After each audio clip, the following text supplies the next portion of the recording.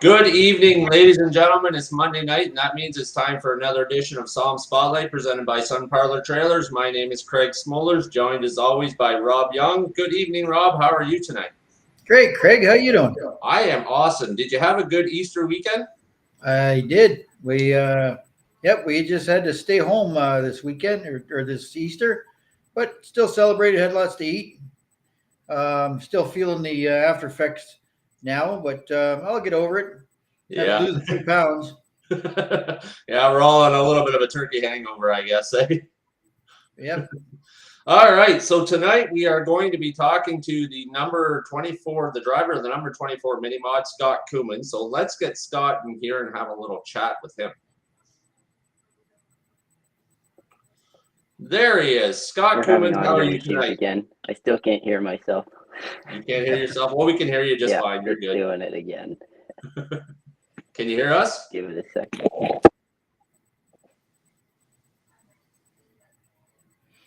Yep. Scott's a techie guy, so he'll figure it out. Can you hear us, Scott? I can hear you now. All right. Hello, Scott. How are you tonight? I'm doing good, and yourself? I am wonderful, thank you. Did you have a good weekend? Did you enjoy Easter with your family? I had a great Easter weekend. Awesome. You might have to turn the volume up a little. Yeah, can you turn up the volume a little bit, Scott, if possible? Phone's working again. There we go. Is that better? We can hear you. There we go. Oh yeah, that's great. All right. Apologize for the technical difficulty, folks. So Scott, I guess we'll just jump right into this interview. As a little kid, were you always into racing? Did you do some stick and ball sports, other sports that you were interested in? How was it when you were growing up? Getting into racing, of course, my dad got us free tickets from John Gibbon days when they were giving out the free tickets to go see the races. So we went pretty well every week. And actually, I didn't enjoy it as much when I was watching. So, yeah, I was into it, but not as much as my parents were. And then as far as other sports, I played a little bit of school sports, but not much. Okay.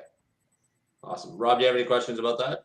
So, Scott, you said you have two older sisters and a younger sister, and they all went to the track, and you weren't as interested as they were. Try and think about that. My little sister, my younger one, was not really at all. She slept most of it.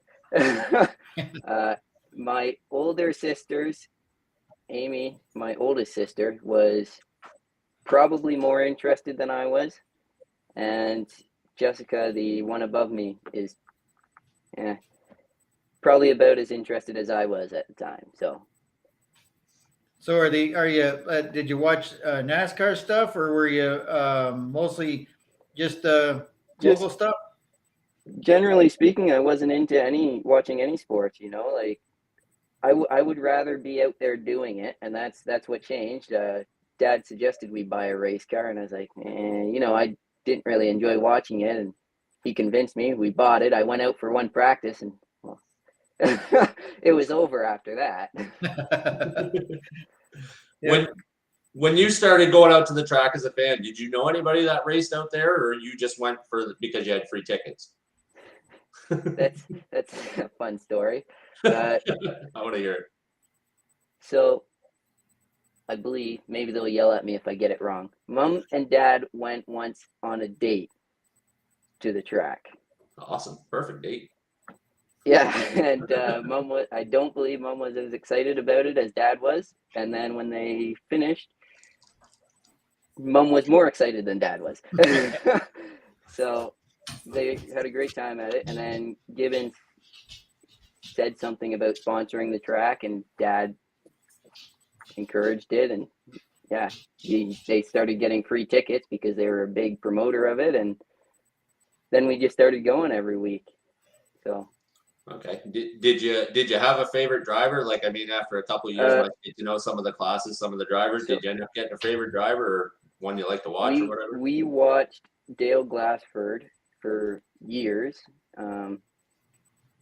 The reason why, I believe, was because we went there one night and he was the first driver to offer me a chance to sit in a car. Awesome. Because of course after the races they always did that you can go to the pit side and talk to the drivers and everything, and so we did that the one night, and he's like, you want to get in the car?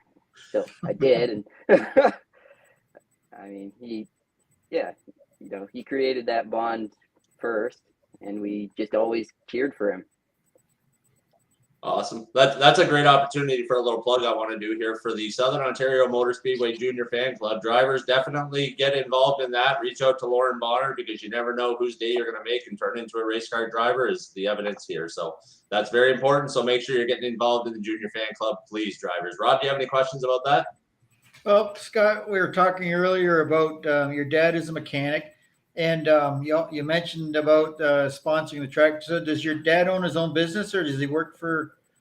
No, so he's working at Lally Kia right now. Okay.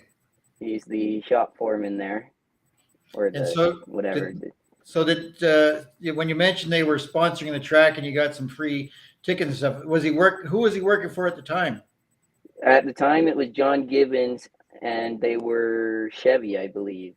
Okay. Chevy or GMC, but they got, of course, cut when GMC went under, and then they got bailed out, and they said you have to cut so many dealerships, and yeah, they got unlucky and got chosen. So yeah, there was a big wave of that went on throughout. It was not General Motors, Ford's.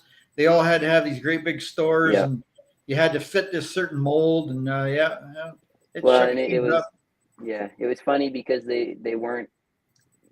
GM's way of doing it was they took the map and they took a pin and they said just random stores, because it's not like they were underperforming; they were outperforming everybody else. But it's luck of the pin drop, I guess. Yeah. So. Oh, it's pretty. It's you were always interested in finding out what how did you get interested in racing and stuff like that. So I'll turn it back over to Craig. He's got an agenda to follow here. All right, so we'll carry on with the racing. I guess I'd like to know your first introduction into to actual race, like when you got into racing. Do you want to talk about that a little bit? First time I ever drove anything was probably there in the picture on the left, and that was in Tennessee. Every March break we went to Tennessee, probably for 7-8 years in a row, and there was a park there. It's called NASCAR something or other. It's a cool track. They have a whole bunch of different tracks, and we got to go karting, and it became a family tradition to go karting. Sometimes we had the entire family up there, and it's really fun to do. That was really the first time I had ever driven anything. So. Okay. The name of that track, by the way, is NASCAR Speed Park Smoky Mountains. That's in Sevierville, Tennessee. So that's the name of that place. Where were you? Were you pretty successful there, or were you just having some fun? How'd you make out? Bring home any trophies? Any money? No, there's none of that. It's just for fun. But so the first time we went, they charge. It's like something like $20. You get 2 tracks or something, or you can pay $40 a person and get all day unlimited pass for as many tracks as you want. And so we started doing that, and when the whole family gets there, it's quite competitive. It's as family sports are, and it's funny listening to the grown-ups, the adults, which talk about how much better they were than their kids who had never driven. It's fun reminiscing about those times, and it's cool hearing your parents talk about how much better you got as the years progressed. Yep, for sure. Just a quick question. I see the Dale Earnhardt car down there. Now, do you know, is that an authentic car, or is that just a replica? Do you know? I have no idea. They have it in their gift shop. Well, we can always hope Richard Schills just donated that. Rob, do you have any questions about that? No, other than I've said this before. Some of the other drivers we've spoken to, that a lot of the really good race car drivers started out in go-karts, Scott. So it gives you great experience, good car control. And you can't get any better experience than that. So the more go-kart experience you can get, the better. And I know you're talking about your first experience in a stock car that didn't really end all that well. But I remember my first year, and I mentioned this to Craig a little while ago, that I was in 6 features in 1981, and I crashed in every single one of them. So don't be afraid. You're going to knock the wall down a few times, but you just got to get back at it. And once you do it a couple times, you say, man, I'm not going to do that again. And you do everything you can to stay off of it. So, but yeah, I did. I mentioned this before. I never finished a race in 1981. I crashed in every single one of them. So, and I kept going. You got to break a few eggs to make an omelet. And yeah, we broke a lot of eggs this year. Yeah. Yeah, sometimes it's better to learn all that on your own.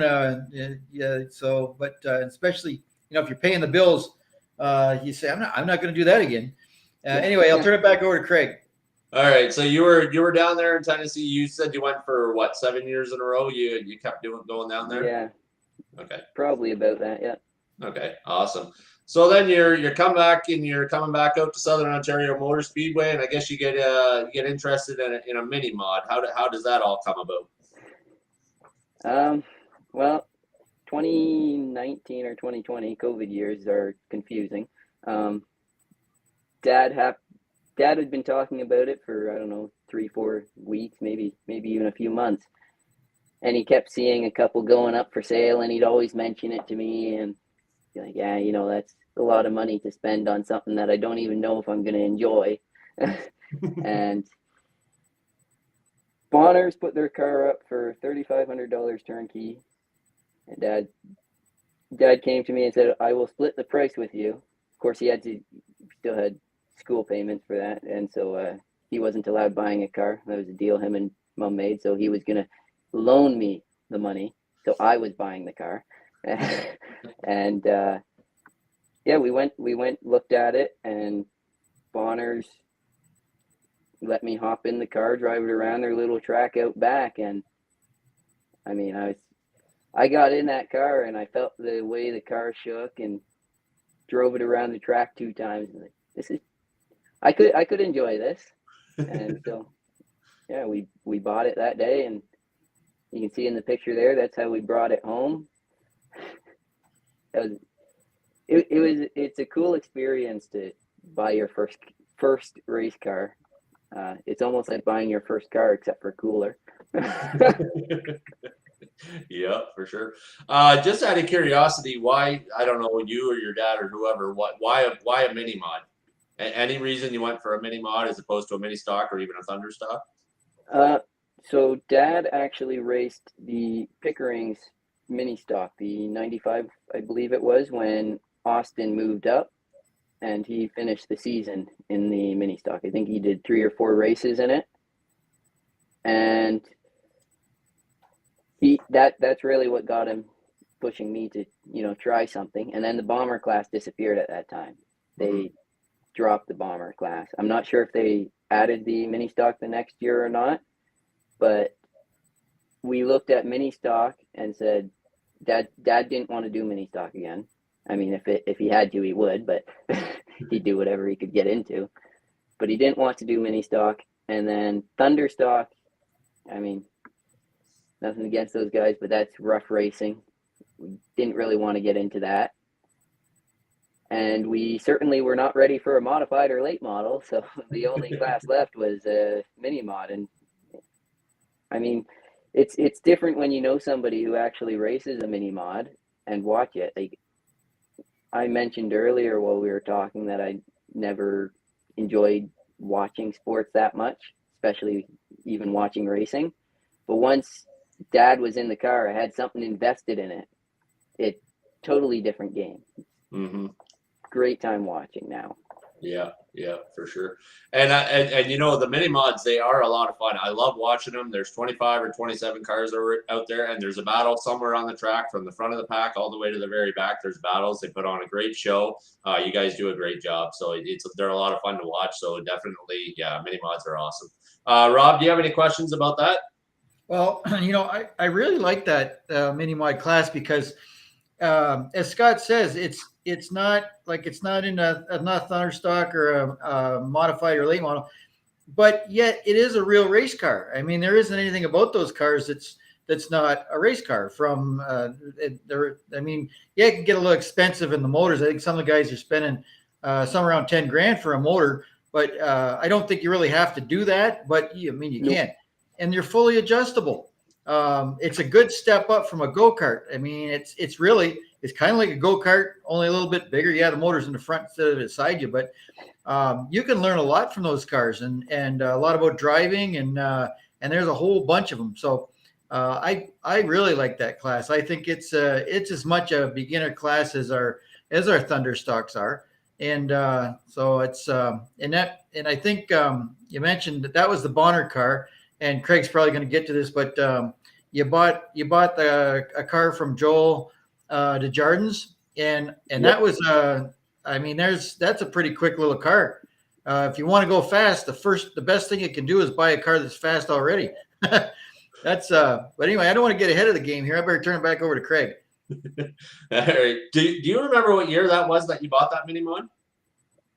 Like I said, COVID years are a little confusing there, but it was either 2019 or 2020 we bought it. And then we went to 2 practices, and then there was, what was it? We were either locked down because of COVID or the fire had just hit and we had finally just reopened, and we had 2 practices before the winter. And then we had the winter, we rebuilt the motor in it and everything, and then came out this year and tried our best. Awesome. So yeah, you said you rebuilt the motor. I think we have the picture of the car there, but you rebuilt the motor. Talk about that a little bit. You know, you bought the mini mod and you're ready to go racing. Now you're rebuilding motors, you're getting in all that. How's that work out for you? You're doing the racing, now you're rebuilding motors. How was that experience?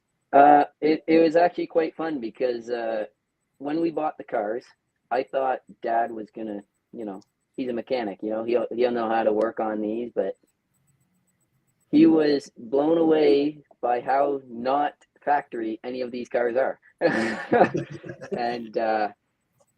it was cool learning with him how to do everything. And a big thank you to Joel, who helped us. Well, he helped us build our first engine. It's a learning curve, that's for sure. Like, we didn't know what we were doing at all. We took probably almost a week and a half to take the engine apart the first time, and now we're down to about an hour to take it out and disassemble it. So, we are learning. Yep. Somebody on Facebook is asking us if that picture is taken at the Ridge. Is that picture taken at the Ridge? It is taken at the Ridge. Yeah. Okay. Yeah. We brought the car there. We know the guy who owns the place now, and we asked him if we could. We had just finished doing the motor, and we asked if we could take it around the track a few times, make sure that everything was running right. Because it's one thing to idle your car in the laneway; it's another thing to put some load on it and actually make it work. And he obliged, and we gave it a shot. Awesome. What kind of shape was the track in? Was it nice and smooth, or was it a little rough? No, it was. That is probably the least greenery on any part of the track right there. It was all grass, and it was super slippery. Like, there was no grip at all, but it was enough to put enough power down that we could tell, we're getting above 6,500 RPM. The reason we rebuilt the motor is we had valve flutter issues, and so we wanted to make sure, we actually solved the problem. And awesome. Rob, do you have any questions about that? Yeah, I'll tell you a funny story. When we didn't have a track we could go practice on, but we used to just take. I remember we used to keep our car at a guy's garage on 98 Highway, close to Windsor, and we had an ignition problem. We just took it out on the road and wound her up. 6,800 RPM, and we found that ignition problem. It ended up being a distributor. A bushing in the distributor was worn out. But you got to get it out there. Got to get that RPM up there. Yep. You're right. Yep. It doesn't break down in the garage. But that's pretty cool. And you know what you mentioned about a couple of the guys, Joel Desjardins and the Bonners, and I know you mentioned to me a little earlier about Wes Bertozzi. All those guys are all helpful guys, and you'll like you're going to learn in leaps and bounds when you listen to people like that who have been there and done that. You're talking about your dad. Your dad's a mechanic, and he knows, yeah, this is how a stock car should be like, but this is a race car, and it turns left. So you have to do everything to make that car turn left, different springs and whatnot. And so your dad being a mechanic is going to make the thing be running at the end. Talking to those other guys are going to make you be at the front when you get to the end. So that's all good. Everything you're saying is all for a young guy like you getting started. You're saying all the right things, and you're listening to the right people. So I'll turn it back over to Craig.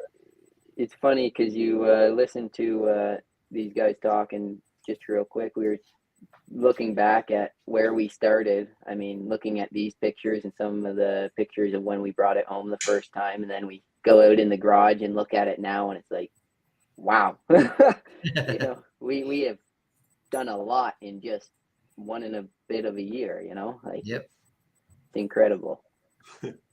All right, so I guess you're getting ready for the 2021 season, all the COVID and stuff. Now, you've done some go-karting, and I see you got what I believe is a simulator there behind you. I'm assuming you did a little bit of iRacing. Did the go-karting translate to the mini mod at all? Did you stay sharp with the iRacing? Did that help you at all? Or nothing? You just showed up and you were green. Go-karting didn't help much. You know, once a year isn't much experience to gain. What I would say helped more is winters and being 16 and having a driver's license and going to empty parking lots and having fun in a parking lot. I would say that helped more than the go-karting did, just learning how to control a car. As far as practicing on simulator, no, iRacing is too expensive, but I do have a few games, and I have been practicing to be consistent. Like you talk to West and Bonner, and that's one of the big things they'll say is you need to be consistent. You need to take the same line, hold that line, and do it every single lap over and over and over again. And, you know, you have to have the car set up right, sure, but being consistent is super important. So I've been practicing that, keeping my line and just driving the car good. And now we're going to see next year how much that practice helped on the track. But I will say this, I built the simulator before last season, and the actual racing helped a lot on my ability on the simulator. So hopefully it works the other way too, but yeah, for sure. So Scott, I did want to ask you this because I don't think anything can prepare you, for a race and doing your first race. So talk about that a little bit. I mean, I know you did some practice, but now the season starts, you line up for your first heat race. There's 8 cars or 6 cars or whatever it is. Are you nervous going into it? You think you got it under control? What's going through your mind when that happens? I'll tell you this. First night, we sat in the chute for quite some time, and I was peeing my pants the entire time. I was super nervous sitting in the chute. Just could not settle myself down. Legs were shaking, hands were shaking. As soon as the car went out on the track, felt the steering wheel, felt it moving, and I knew what I was doing, so I wasn't scared, but nervous and still to this day. I mean, even the last race I did, I was super nervous in the chute, but as soon as I got on the track, it's like, yep, I know what I need to do here. So. Yeah, for sure. I mean, you don't want to jump the green. You just want to make sure you do everything you're supposed to do, especially for your first race and you're a rookie and whatever, right? So, well, that's good. That's a pretty cool experience to hear about. Rob, do you have any questions about that? Well, Scott, that nervousness never leaves you, and it shouldn't. Every time you sit in that chute, exactly what you said, you're always nervous, even though you may have lots of experience and you're sort of your nonverbal doesn't tell other people you're nervous, but you're nervous. You're looking around and you're thinking to yourself, okay, and you may have made some adjustments to the car and you're thinking, man, I hope it went the right way. And I remember when I was your age, sitting in that well, not that very pit lane, but sitting there and my foot was shaking so bad in the clutch, it was actually lurching ahead on me. So, That's a really good nervous feeling. It's you're scared and that's what it's all about, isn't it? That's the adrenaline that we're looking That for. yeah, that's what It's we that crave. Yeah, it's that drug that you don't get from a pill. The smell of the racing fuel and the feel of the vibration through the steering wheel and all that. And yeah, once you get on the track, it all goes away, and you're in your happy place right there. So yeah, I can identify with that. But yeah, it's something that doesn't leave you. It's there for if you race for another 60 years, it'll be there, and it should be. But yeah, it's good to hear you talk like that. All right, Craig. All right, so your 2021 season, let's jump into that. How was that for you? Your first year, what worked, what didn't work? What'd you learn for next year? What are you not going to do next year? Well, first thing I won't do is I will try not to hit the wall again. That costs a lot of money. And the second thing I will try not to do is let Dad hit the wall the next week, because that cost just as much money the second time. But outside of, having just general issues, I mean, we thought we were doing pretty rough. We finished we had a lot of rainouts last year, but we had finished maybe 1-2 features. Dad finished both of them. I had finished 1 or 2 heats. We weren't down. We were finishing, middle of the pack, 12th, 13th. I think our furthest one back that we actually finished was 15th. So we weren't doing terrible. And then we were told that, it's actually a surprise to finish your first year in a feature. So the fact that we finished any features at all was encouraging. What did we learn? Like I said earlier, looking back at when we bought the car to where it is now, we learned a lot. I don't think fans entirely understand how much there is to know about these cars. I mean, you hear people online always going, oh, you just get in the car and turn left, but there's so much more to it than that. I mean, learning how to set up a car is, if you can't set up a car, you can't do good in a race. That's how it is. So learning that sort of stuff has been sometimes slow, sometimes irritating, very annoying, but very rewarding when we actually figure something out and actually get it working better. Definitely. Rob, do you have any questions about that? Well, you're saying all the right things. The first thing you got to do is finish, and it doesn't matter whether it's a heat race or hot laps. You got to finish, and once you start doing that, and nothing falls off the car, and you're talking about when you're at the ridge, feeling comfortable in the car. That's very important. Once you start to feel comfortable and you're confident, and you know what that car is going to do. It's going to turn left and it's going to stop the way you want it to stop, and then you can start passing people and get out of the middle of the pack and start advancing your position. But you got to finish first, don't you? You got to. And that's the issue, is finishing. Just get and the it'll car come to the finish line. You start finishing, and then you start racing with cars that are a little quicker than you are, and trying to pass them, and it's all part of that learning curve. But you said the right thing there. You got to finish first. I'll give that story. I'm trying to think of when it was. We had I believe we had just blown our motor, our first cam. We put the cam in over the new year, and we did not buy new springs, valve springs. Big mistake on our part. We should have. I had looked them up. Lunati no longer manufactured the spring that they suggested, they recommended, but they still recommended it, which is foolish. And then, so I called them. They said, here's the spring we recommend now that we don't manufacture it. It's another brand. And it turns out that they had stopped manufacturing those springs. So we couldn't really get new springs for it. So we rated the springs we had, put them in anyways.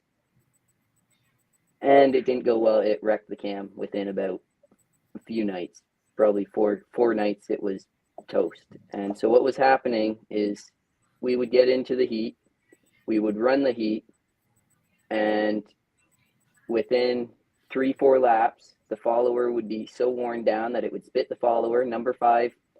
It would spit it every single time, and we would have 3 cylinders for the rest of the race. So we would finish the heat, come in, and we would put a new follower in, and we would start the feature with a new follower. 4 or 5 laps in, you spit that follower too. You're down to 3 cylinders. But I mean, it's just something we had to deal with, and yeah, we did. Yeah, it's all part of the fun things that happen in your rookie season when you're trying to learn something new, right? Part of a learning curve. That's right. And speaking of learning curve, I know that you mentioned earlier, well, before we went live, you took a couple bumps anyway in the wall in your rookie season. You want to talk about those a little bit? Well, yeah, that's one of them. When was that?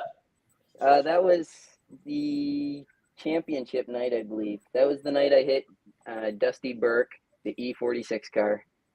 We tried putting the car back together. We were very close. We had everything back together. We had spare lower, we had spare upper, had all the spares I needed, spare shock.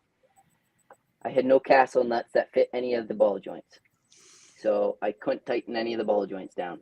And so we ended up having to put it on the trailer with, as you can see, the JCB, because couldn't even get it to roll because ball joints just fell out. So we had no wheel. That was upsetting. That was partially our own fault. We had gotten into an incident the week before, and we bent a bunch of Heims, and me being cheap, I didn't replace any of them. And just a little tap, I think, snapped a lot of them and sent the car towards the wall. Which, yeah, my fault. I should have replaced them. I was being cheap. Rob, do you have any questions about that? Well, Scott, don't beat up on yourself. Everything you say is most rookies, especially when you're doing everything on your own, you go through those little bumps, but it'll make you stronger. Next year, you're going to have a whole box of castle nuts, every different size, and hind joint, same things. I'm not going to do that again, and that's all part of it. The fact that you're learning it all in 1 year and not 5 is a good thing. So Yeah. Don't beat up on yourself. You're learning. So Yeah, you'll be, you're coming along. There was the other incidents I mentioned as well. We damaged. So first practice we went out in, did a couple laps, went off. Dad tried it, did a couple laps, went off, and then I got back in it, and somebody was there coaching us, and he kept telling us to get higher on the wall, and he was right. We were sitting right at the bottom of the track, and so I kept getting closer to the wall and closer to the wall and closer to the wall until one time I came out of 4 and I hit the wall and the wall did not move. My car tried to go over it.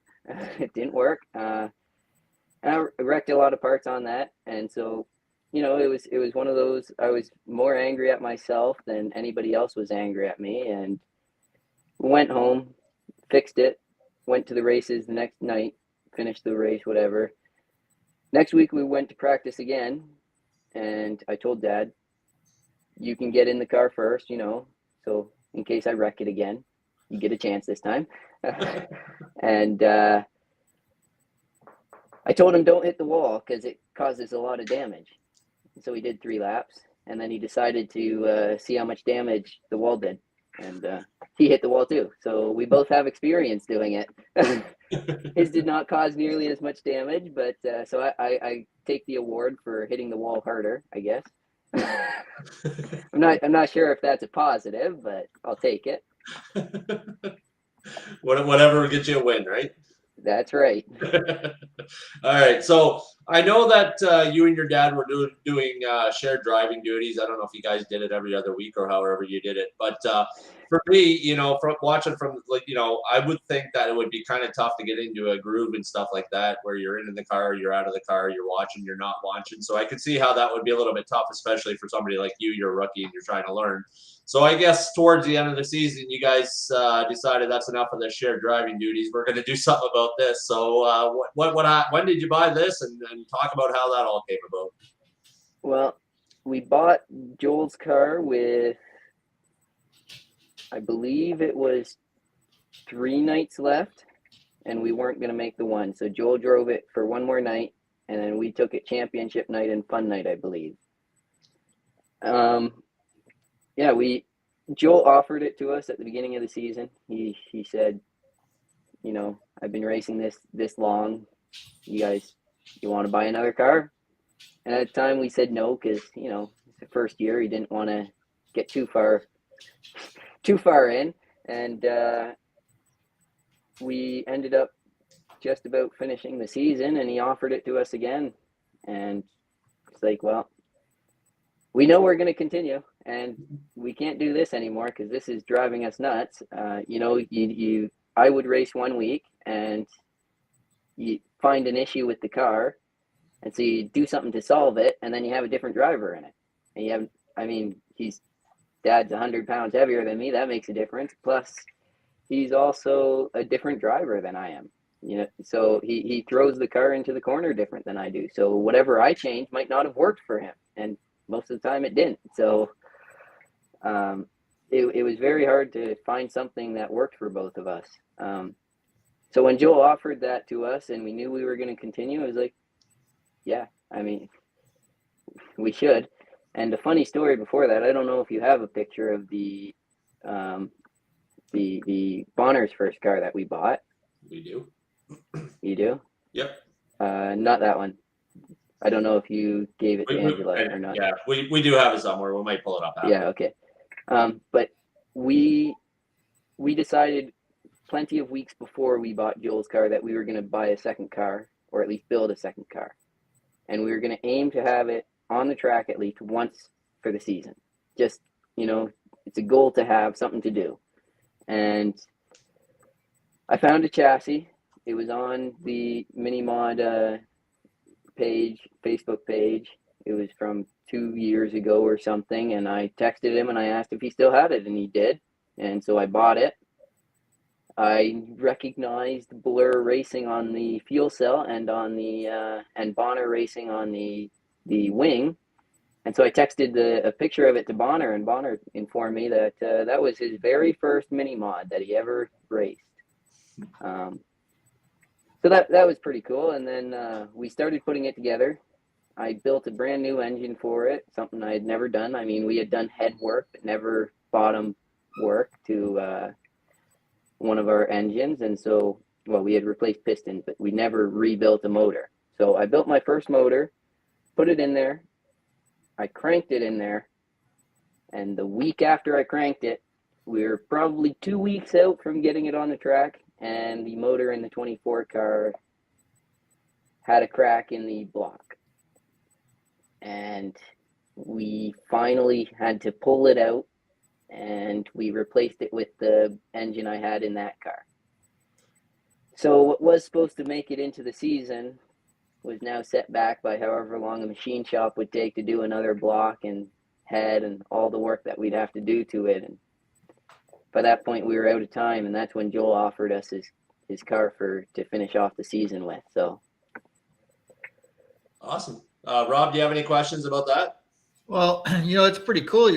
So now you're each going to have, your dad and you will have a car for this year, and it looks like you had to step up to a different trailer too. You went to looks like you've got a trailer for both cars. That's pretty cool. So you've come a long way, and those are two pretty good cars. And I'm sure with what you're doing so far, it's not going to be long before you have a spare engine there as well. With two cars, you're almost going to have to. Funny that you should mention that, 'cause I don't know if Mom's watching this. Mom, stop listening. There's an engine sitting in my bedroom right now that is completely done. It's been to the machine shop. It's all finished up. Just need to put it together. So we're at that point now. Well, that's pretty cool. You got the engine in your bedroom. Sounds like the motorcycle guy is building the bikes right in the living room. But you do what you have to do. I think I saw a picture of your garage. It's like a little one-car garage that you're working out of there. Yeah, it's so the garage is old. It started as one side was a garage and the other side was a carport. It got filled in at one point, but there's a post down the middle, so you can't get a car on the one side. So yeah, the actual usable space to put a car in is basically a one car garage. You have about 2 feet on the one side and about 1.25 feet on the other side, and it's tight up against the walls. It's not the greatest thing to work in, but gets the job done. So Well, you know what, Scott, you're no different than anybody else. I, myself included, I can tell you, if you saw the garage, I started in my mom's garage, which was a 2 car garage, and she couldn't even put her car in it. And then when I had my own place, I had a little garage like yours. But yeah, most of the work I did in the house because I didn't have any heat in the garage. So yeah, tearing cylinder heads apart and all that. It was all done in the basement. So yeah, that things haven't changed. You can talk to about 90% of the guys. They all started out like that. yeah, So and that's big for our garage right now. There's no heat in it, So over the winter, you don't really. I mean, who wants to go outside when it's freezing cold out there? So you really got to be ambitious in order to work on a car in the cold. So So yep. Scott, there's the car that you were talking about Yep. a little bit earlier on that you bought 3 weeks before the end of the season or whatever. That was the Bonner's old car. So I guess now for 2022 season, you have 3 chassis and 2 drivers. So how are you gonna sort all that out? Just pick the best car and drive it? well, that chassis is, I think Bonner will agree with me, trash. Okay. We bought it because it's what was there at the time. I never scaled it or anything. It would need a lot of. We had made it work so we could get it out there for one night. It was not going to be a great car, and so it's actually better that we went the route we did, buying Joel's car. But I actually tried convincing, because once you get into racing, you seem to think that everybody else needs to get into racing too. I tried to convince one of my pit crew to buy that car off of me for the same price we bought our first car, turnkey. And I said I'd put the entire thing back together, I'd finish it up, $3,500, you can have it turnkey. But he declined. But All right, so Scott. So let's somebody wants a chassis, I have a chassis. It's not great though. It's not great. All right, buddy. So let's jump ahead. We got some pictures and some work going on. What's going on in the shop? What's 2022 season looking like for you? Tell us what's coming up here in a few weeks' time. Okay, so the top left there, that is that old chassis, Bonner's chassis, with the brand new motor I built in it. Yeah, that's just real quick. Then the ones you can see, the blue and orange chassis, that is the 24 car. September 25, I got into, there's going to be a lot of I got into incidents on the track. I spun at the top of the track, and I was slowly coming down the track, and I got hit quite hard. Well, from the video, it looks pretty gentle of a hit, but I got hit quite hard, and it wrecked a lot of stuff. It bent a lot of stuff. The frame was bent. Hard to say how much, but we were guessing about an inch. The entire front had shifted sideways an inch. So we sent it to a body shop guy who said he'd give it a shot, try pulling it back, and he actually did a phenomenal job. He brought it right back to perfectly in line. And so we welded all the broken parts and painted it up nice bright blue and orange as an accent. You can see the orange motor in that one photo. And then the green car is the 23 car. Obviously, we don't like black chassis. We left the black chassis behind for some colorful ones. So our color schemes are blue and green. And yeah, this year we're aiming to, how do I put that? We went with wraps. I do all the wrap myself. There's a big printer back there, HP Design Jet 500. You can get printable vinyl. I don't know how well it's going to survive. It's my first time trying this stuff, but I'm hoping it lasts. But we did our own stickers and everything, and we tried to make them exciting, so the cars will pop really good this year. So I don't know. We'll see how it goes. Awesome. Well, we got the cars up there. We got the wraps up there. That looks really good. We'll be excited to see you out there for the 2022 season. But I do have to ask, number 24, I guess that's your number that you started with. Any significance with that number? Is that an important number? Why number 24? So Dad originally, he raced, like I said, in a mini or the bomber class, and he had number 95 or 96 or something like that. And he said, why don't we use that number again? And I said, no, because I don't want to aim that high, because, I want to get first or second, not 95th. So I don't know why. I've just never liked high numbers. I've also never liked single digits. And we were sitting there watching a hockey game, and he said, how about 24? Okay. And so that night I went back to my room and I designed some stickers for a 24 car, and it stuck. So Awesome. So you'll be driving the 24 and your dad will be driving the 23? Yeah. Okay. Awesome. So Rob, do you have any questions about that? No, that's I'm enjoying listening to him talk, but there, in case we don't get to it, I'll take this moment and say, because I spoke with you earlier, Scott, that you graduated from Chatham Christian Academy, and you're 2 years into your carpenter apprentice program. So when you say you're in a carpentry program, so are you like framing houses, or are you doing kitchens, or like what are you doing? So I work for a company, one of our sponsors, European Construction, and they do anything and everything from renovating a house to doing a full addition. I mean, from concrete to finish work. And so I started doing that. But now I didn't mind doing that, but I didn't like how inconsistent it was. And so I got put onto a crew to do some siding for a while, and I really enjoyed doing siding. And so now I pretty much exclusively do exterior finishing. No, that's pretty cool. I mean, the fans, they always want to know. They know that Scott drives the number 24 car, but what does he do? How does he support this expensive habit through the week? Yeah. And that's how you do it. Yep. So I mean, I'm sure Craig was gonna get to that, but I thought if he didn't, I better ask you. So I'll turn it back over to Craig. All right, and along with that line of questioning, what kind of stuff do you do for fun outside of racing, outside of working on the car, outside of building houses or whatever? What kind of stuff do you do for fun? Work on race cars. No. I do tinker with computers and just building them and stuff. I've built three gaming systems that I've used throughout the years. I do a lot of work for our church. I do the sound there. I'm part of their tech committee.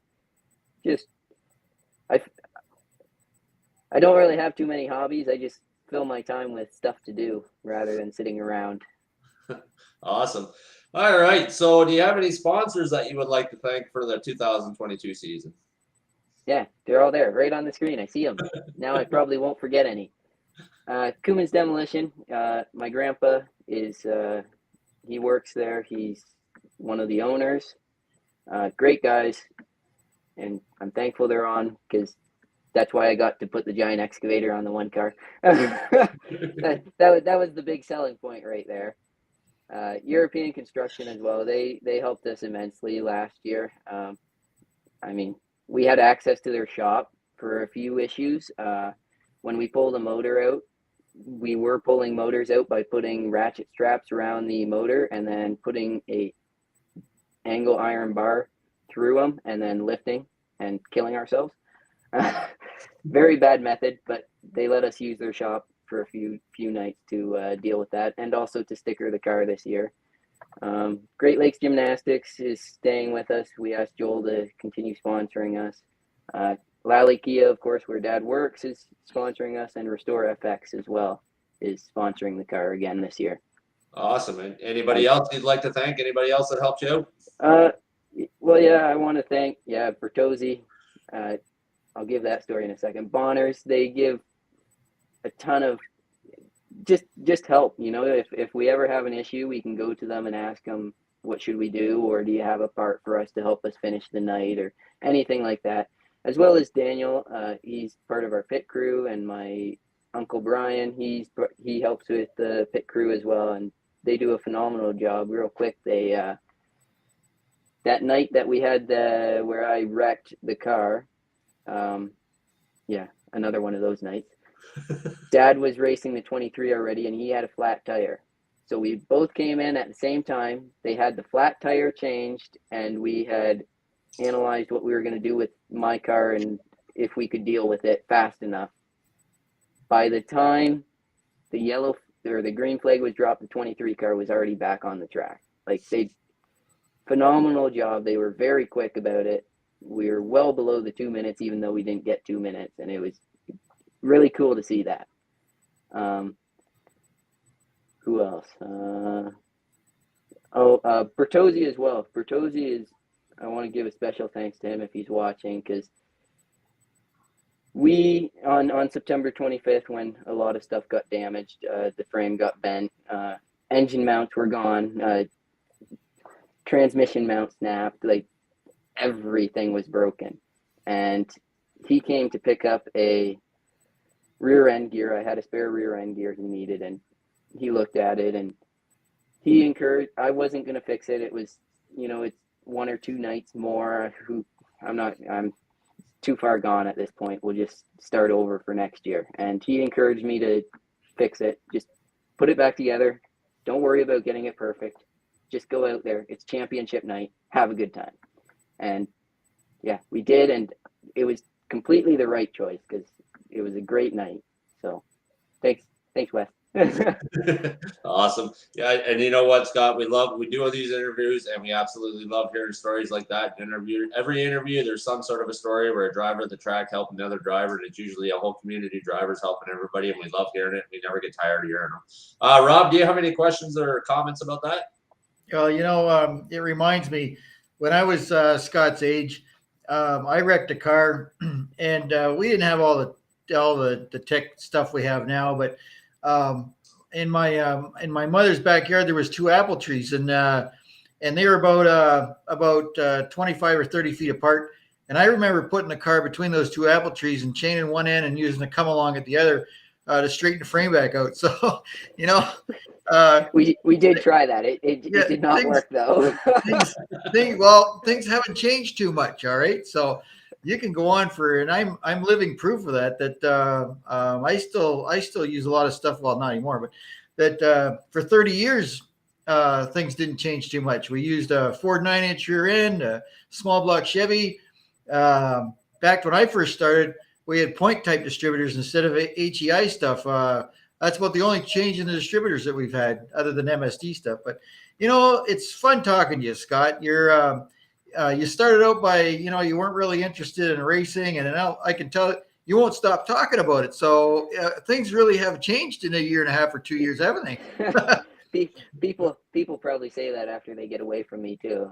In person, I go on and on and on. So well, that's okay. I can tell you're very interested in it, and man, you're going to go a long way. So just keep.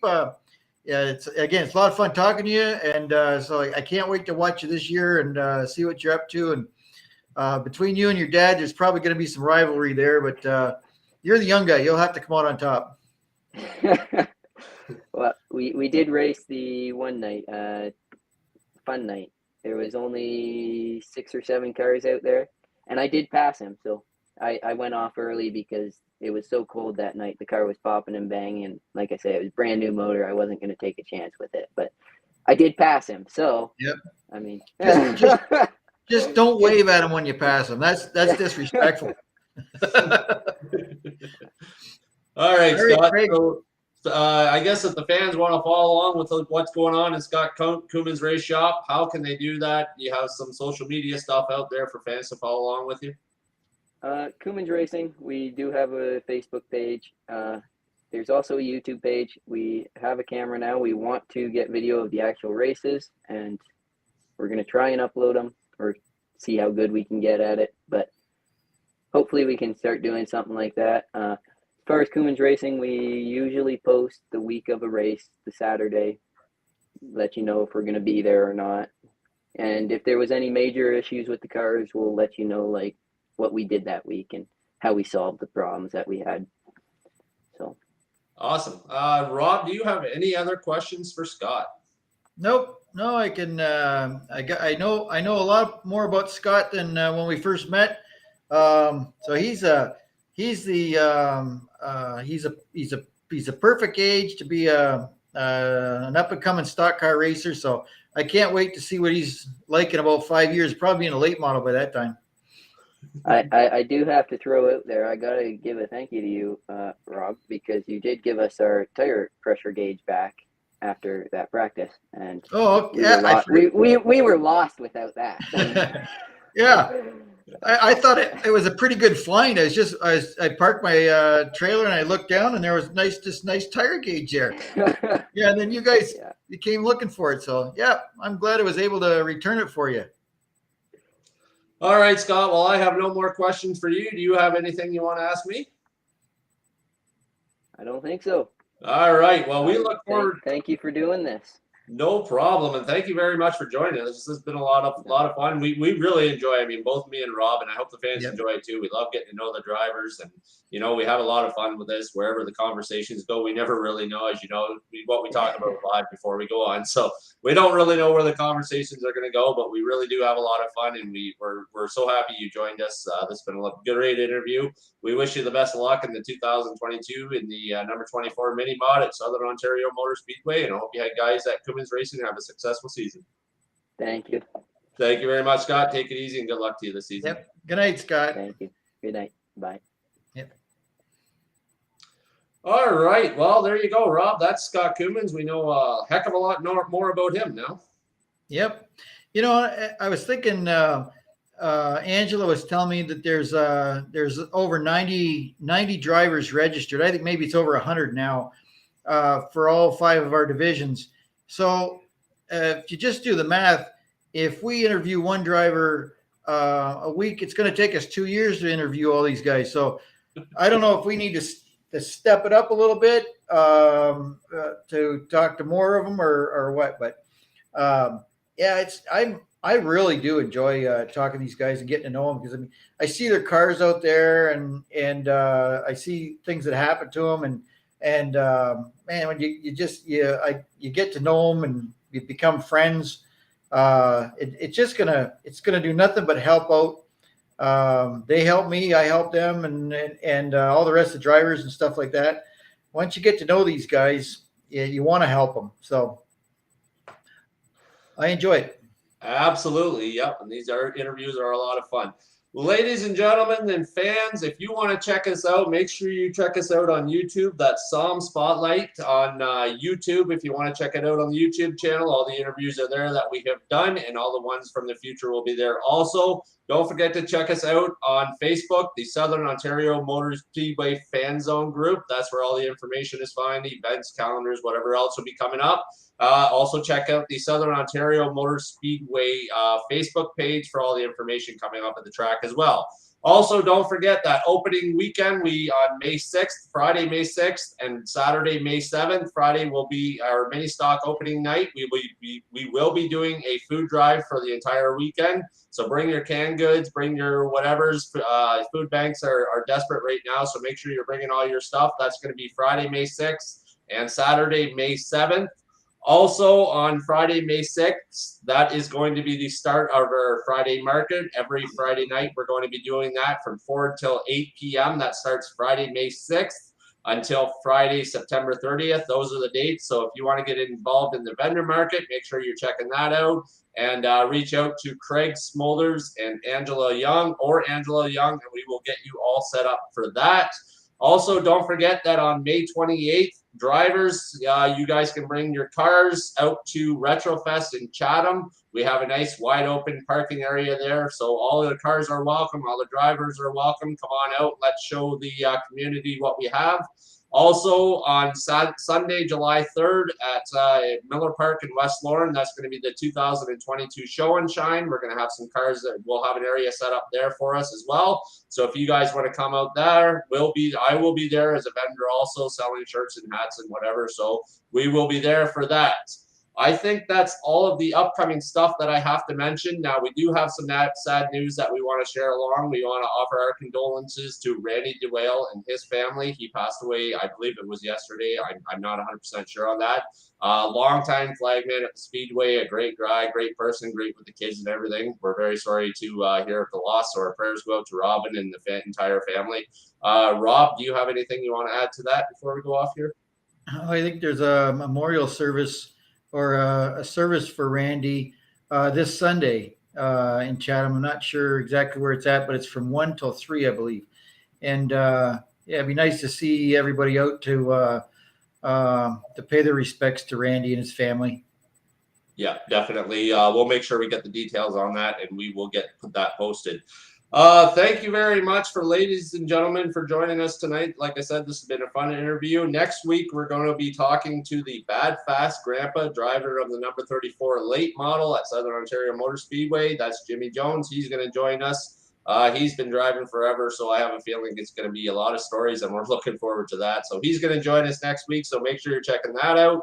7 o'clock Monday night, SOMSpotlight presented by Sun Parlor Trailers. That's Rob Young. My name is Craig Smolders. Thank you very much, ladies and gentlemen. Enjoy the rest of your evening. Goodbye. Good night, everybody.